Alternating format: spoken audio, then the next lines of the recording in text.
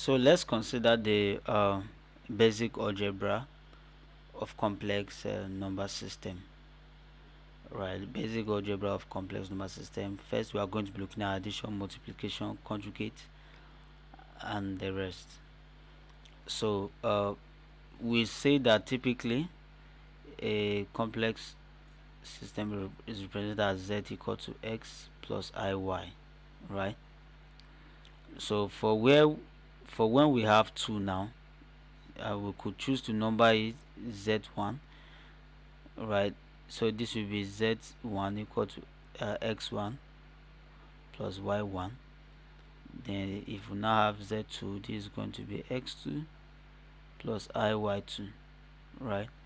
So let's now check z1 plus z2. z1 plus z2 is going to be equal to x1 plus iy1 plus x2 plus iy2. So if we collect like terms, this is going to be equal to x1 plus x2, right? Then we're going to have plus I into y1 plus y2, right? So this is going to be iy1 plus iy2. So let's factorize I outside. So which means that z1 z1 plus z2 is going to be equal to x1 plus x2, right? Then we have plus I into y1 plus y2. Now this is the real part,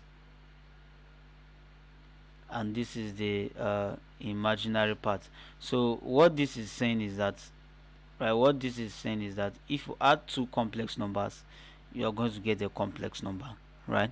Adding two complex numbers z1 z2 give rise to a complex number where this is the real part and this is the imaginary part. All right, so let's take an example of this. So let's say z1, and you have it to be 2 minus I, right? Then z2 is going to be equal to 3 plus 2I, right? So let's do z1 plus z2. z1 plus z2 is going to be equal to 2 minus I plus 3 plus 2I, right? So this is going to be 2 plus 3, right? Then this is minus I plus 2I, right? So this is going to be give you 5 plus I, right? This is 5 plus I, z1 plus z2. So this is the real part and this is the imaginary part. So that shows that this is the real part, this is the imaginary part, right? So this 5 here stands for x plus x2, and this I here stands for y plus y2. Now you have 1 here, but mathematically there's no need to write that 1, so you will just leave it as I. So let's look at the next one, which is subtraction. Let's look at subtraction right before looking at multiplication. So ideally, maybe I will rewrite this way, because subtraction and addition, they are just similar in the same vein. So if addition is this, then that means z1 minus z2 is going to be equal to x1 minus x2, right, plus I into y1 minus y2, right? So that is what it means. Or let's still look at it. We could still choose to look at it this way. You are now to subtract z1 from z2, right? So this is going to be x1 plus iy1 minus x2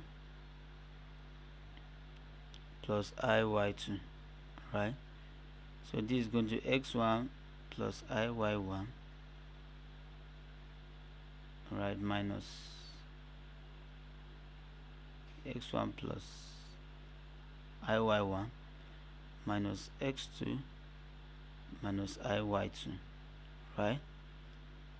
So this is going to be x1 minus x2, and this is going to be plus I into y1 minus y2.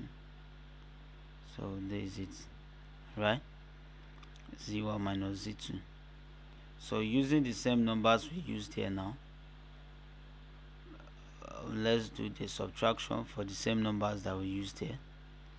So z1 minus z2 is going to be equal to 2 minus I minus 3 plus 2i. So this is going to be the imaginary numbers we subtract themselves, 2 minus 3 plus I into the real numbers we subtract themselves, the real part we subtract itself, the imaginary part we subtract itself, which is what? Minus 1 plus 2, minus 1 minus 2 rather. So this is going to be minus 1 minus 3i, or to break this down, let's do it this way: 2 minus I minus 3 minus 2i, right? So this is going to be 2 minus 3, and we have plus I into minus 1 minus 2, right? So this is going to be minus 1 minus 3i. This I here, remember. So this is the same, right? So depending on whichever method works for you, right? So this is for subtraction. So let's look at multiplication.